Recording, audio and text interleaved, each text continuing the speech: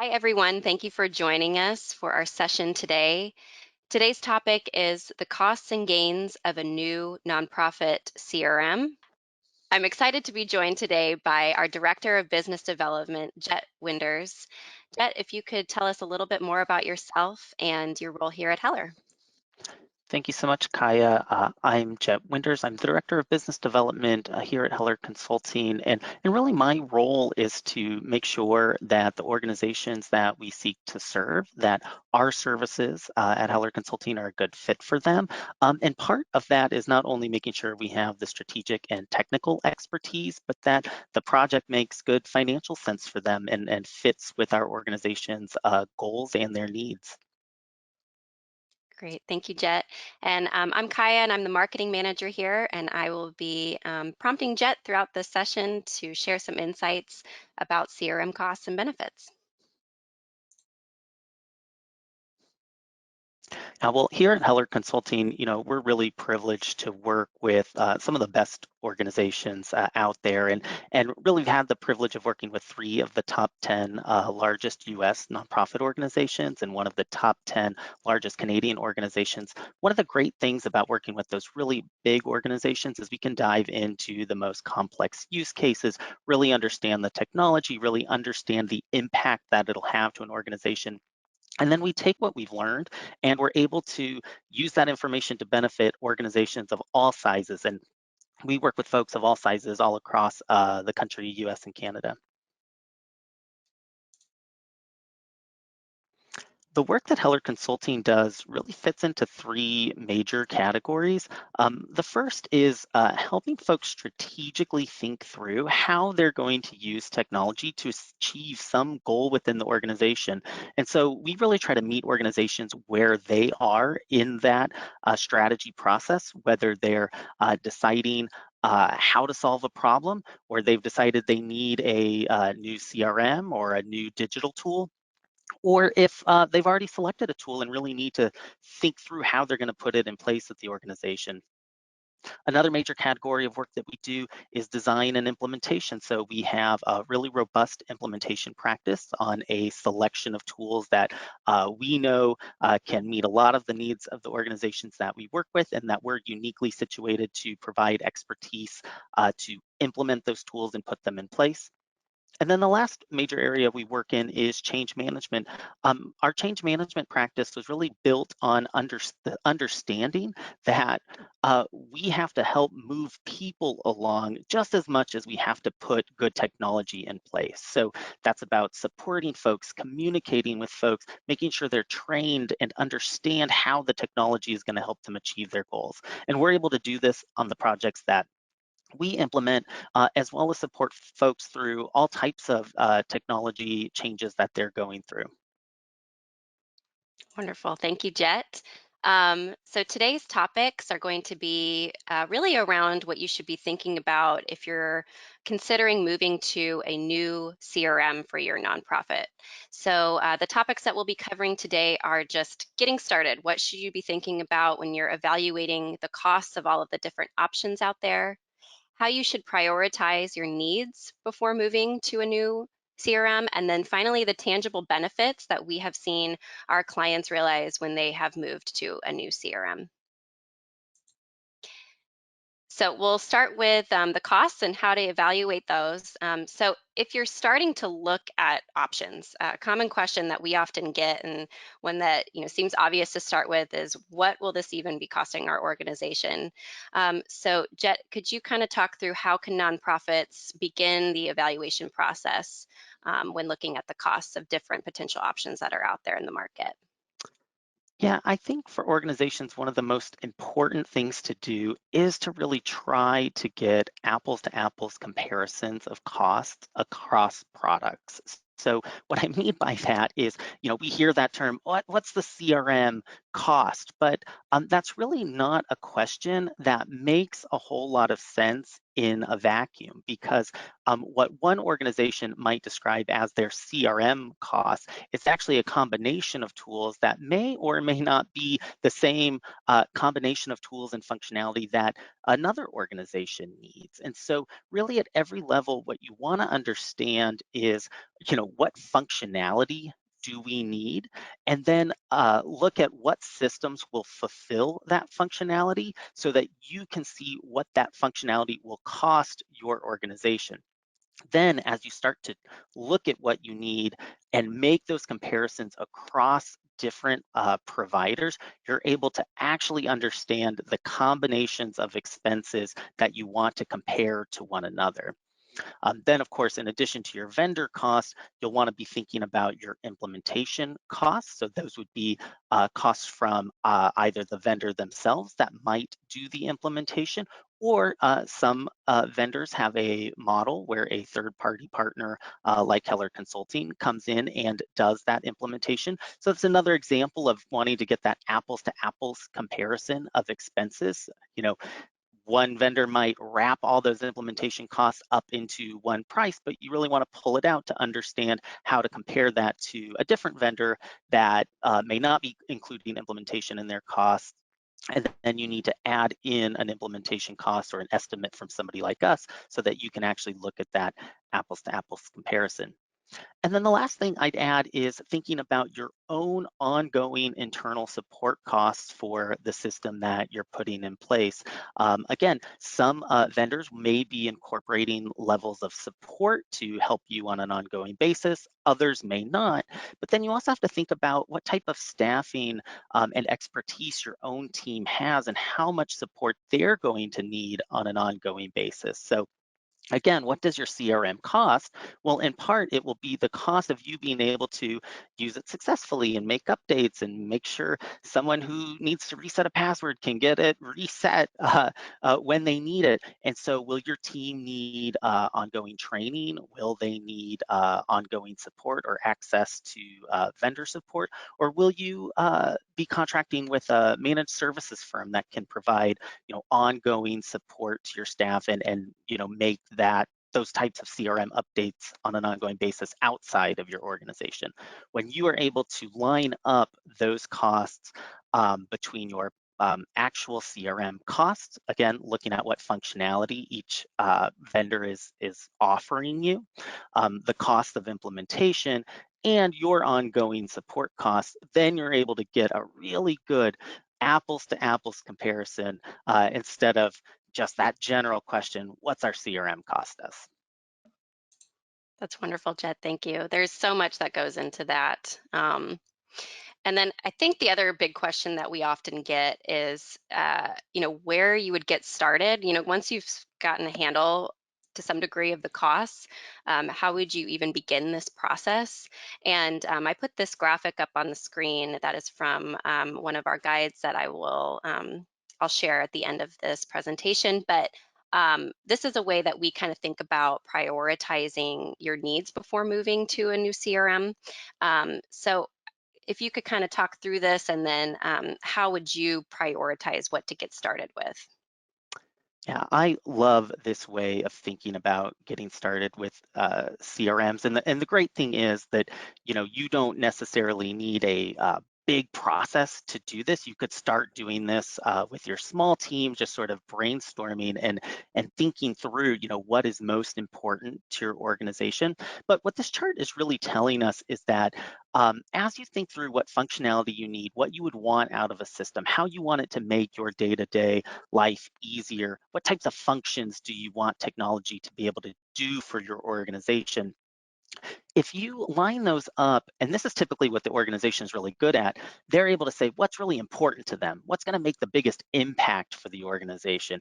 If you could automate sending messages to your constituents and automatically put them on journeys with personalized communication, how impactful would that be to the work that you're doing? So you're able to figure out that y-axis there of the importance and line up all the things you would want the system to do and understand how important it is to your organization. But on the x-axis, when you're talking about the difficulty and cost, that's where working with a partner can often help you understand, what really the effort is in putting that functionality in place. Talking to different vendors, some of the tools will do things out of the box. Sometimes they need additional customization. Sometimes, just the way your organization works might make something very difficult to implement. So then you can start to stretch out, based on importance, you know, start to stretch out what is more difficult and what is going to be more costly to put in place. And so you're able to sort of chart out all of those ideas into these quadrants that we see here on the graphic. And the great thing about organizing information in that way is we then get this, quick win group of things. And these are things that are going to make a big difference at the organization, and they really won't be that effortful to put in place. So, imagine you start with a new system. If some of your challenges were, just about an old interface or about being able to track communications, some systems are going to make that really easy to accomplish. And so it's just going to be there out of the box once you get started. And so these will be those quick wins that you can put in place without a whole lot of effort. Um, then we have this blue category, which we call strategic investments. And those are things that they are going to be effortful to put in place. In fact, changing CRMs altogether might be considered one of these very effortful things that fits into this category. But their impact to the organization is actually appropriate for the effort that it's going to be. They're also going to be very important to the organization. They could make a lot of impact. They could help you raise a lot more money. They could be a lot more efficient. So they're strategic because they aren't just things you could do right away. You want to plan for it, you want to think through it because of the level of investment, but they are things that are worth the investment and that you'll want to strategically plan for when and how to do it. That yellow column in the bottom left, we call that our low-hanging fruit, and that's because these are not very effortful, but they also aren't going to make a huge impact. So they're things that may still be worth doing because it, might make some folks happy that are otherwise going to be resisting changes that you're putting in place, or they really are nice to have that are going to make your life a little bit easier. And we should go ahead and get them done because you have the time and the investment to do it. They're not going to change everything about what you're doing. They're not going to transform the way that you're working, but because the investment isn't as much, it's easier to put them in place. They might still be worth doing. And then the last category, we call them the nice to have, but they're really the things that we put them on the back burner, right? They're very effortful, and they're also not going to make that big a difference. So the return on investment for doing projects that fall into this category just don't make a whole lot of sense for you. And so, when you think about this in the context of implementing a new CRM, like I said, you could do this with any exercise, any technology exercise of things that you want to do in the organization. Changing to a new CRM might be one of those strategic investments, but once you've decided to make that type of change, there's so many other factors about what you put into this project. What do we consider as part of this effort? Where do we want to invest in new functionality? Using this way of organizing and prioritizing your needs can really help you understand essentially how big to go, right? How much to build out, what to ask of your CRM to do, and whether you want to look at that, narrowly or broadly. That's wonderful. Thank you. And um, obviously there's a lot of investment that goes into making a big decision like a new CRM at a nonprofit. But we've also seen some real benefits, and we've been hearing from our clients some real benefits that they've seen after implementing a sophisticated CRM. I've put them into three buckets here, but could you talk us through what some of the benefits and what you gain when you make this sort of change? Yeah, there's all sorts of sort of qualitative benefits that can come with the change in CRM, easier to use, easier to communicate with your constituents. But I really love to focus on those sort of financial benefits that kind of like at the end of the day, how does this impact our organization in terms of dollars and cents? And so really across the organization, one thing that we often don't think about is retaining and recruiting employees and the effort that goes into training folks, finding folks to manage our technology. And so by putting in place a new modern CRM that's well adopted by other nonprofit organizations, it can really help ensure that you've got great technology folks on staff that are trained and know how to use that technology, and can support it over the long term. I can't tell you how many times I hear about folks on a legacy system, and it's really hard to find people that can use it or modify it. And so that challenge of training and finding new folks to support your system can go away when you're on something that lots of organizations like yourself are using, and there'll just be more options to train and hire folks in that area.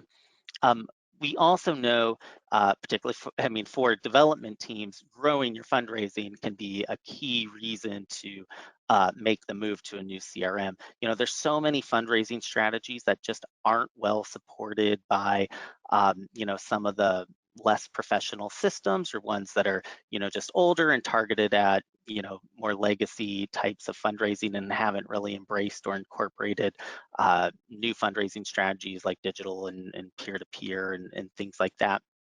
So when folks are moving on to new CRMs, it's not that the CRM helps you raise more money, it's that the CRM will empower you to implement fundraising strategies that perhaps you've wanted to do for a long time, or that you have found some success with, but now you can take them to the next level because of the technology makes it possible and makes it easier.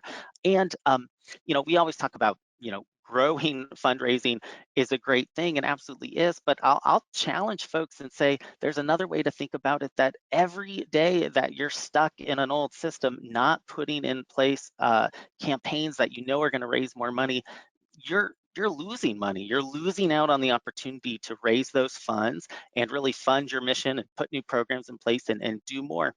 I know we've all got big fundraising goals at organizations, and so sometimes uh, you're just going to be limited by the technology you have until you make the change.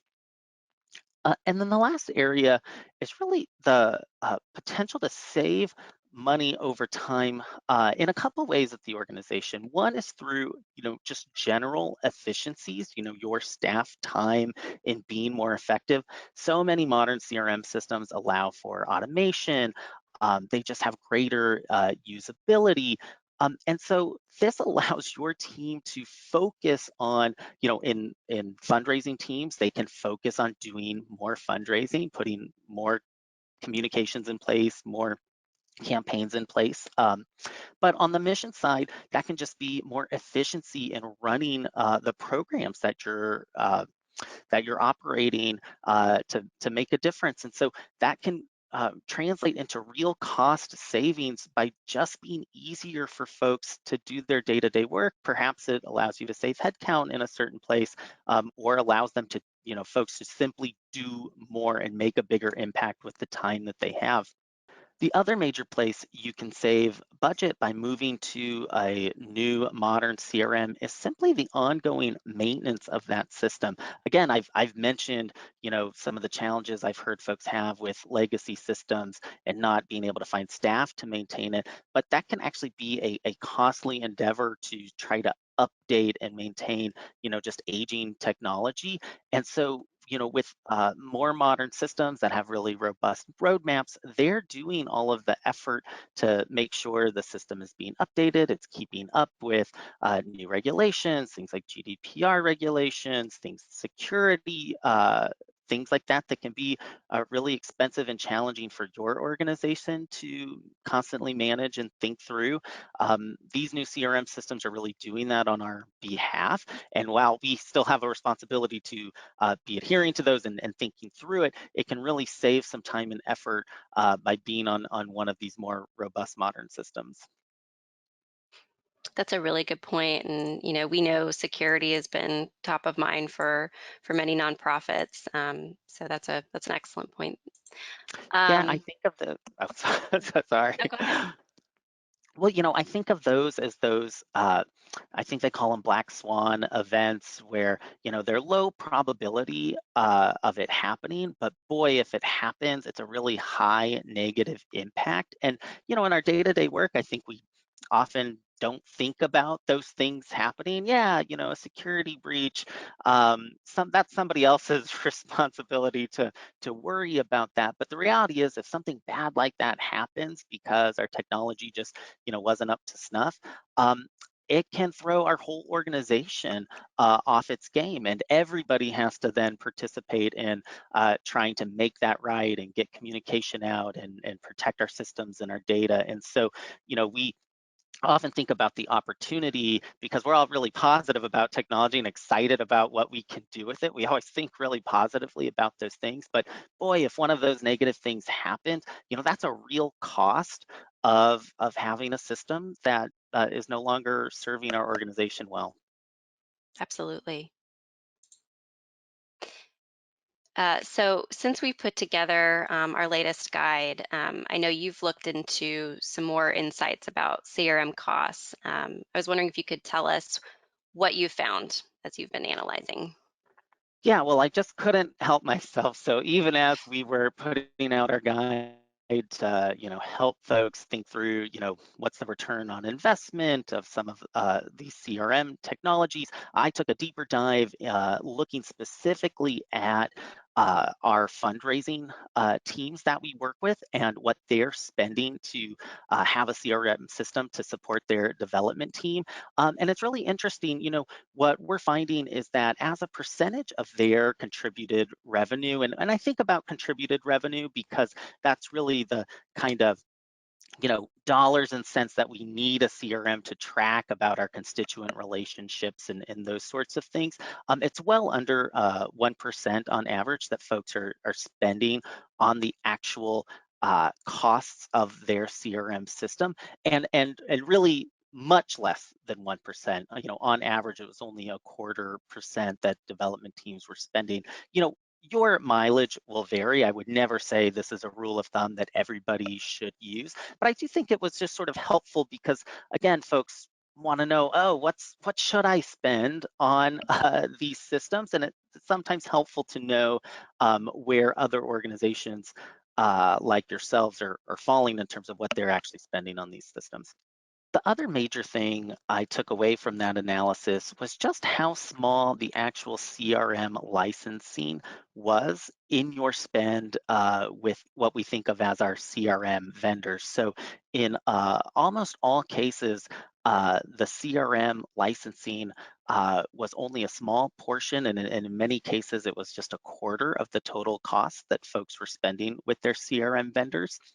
And that goes back to what we talked about before about making sure your costs are apples to apples comparisons, that the CRM licensing is just one piece of that, but most folks are adding on other functionality that could be online donation forms or could be their marketing tool, really other categories of functionality that flushes out that technology ecosystem rather than just those core CRM licenses.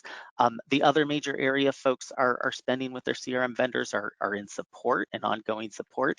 And again, that's just another place where, yes, that can be a cost of the CRM. It's certainly part of your total cost of ownership for that CRM system, but that doesn't necessarily have to be spent with the CRM vendor. You have other options on how to utilize that spend.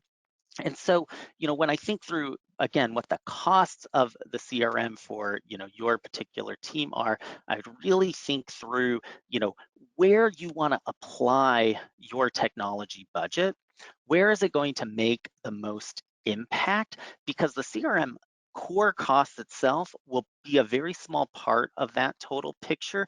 And you'll want to apply the rest of the budget you have to where it can make the most impact within your team. And so that could be other add-on technology, other tools, other infrastructure. It could be, more staff, actually carrying out these campaigns. That's where you'll get to be empowered and make those decisions with.